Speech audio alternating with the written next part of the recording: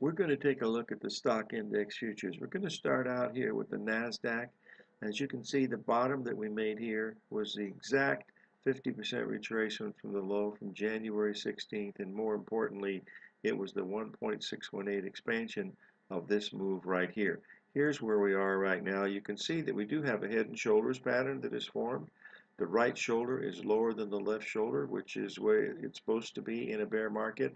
If we look at this on the daily chart, you can see that we've went up to the 61% retracement, went above it by just a little bit, and this is where we're trading right now. If this is bearish, we should start down. If we get above this, all of this analysis that we're looking at here is certainly going to be wrong.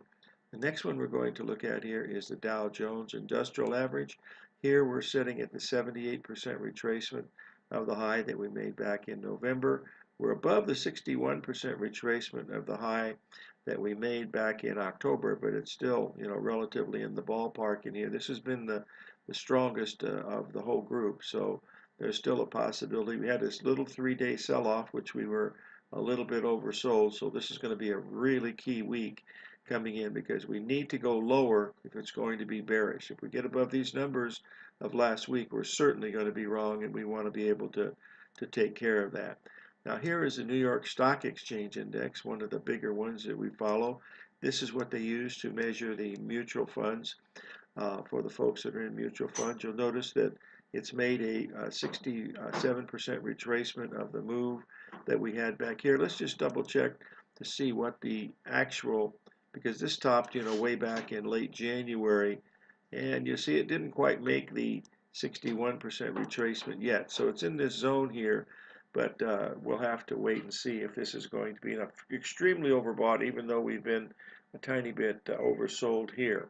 And finally, the one that we are in, which is the E-mini S&P, we got up to this level right here. We sold at 27.28 with a buy stop at 27.38.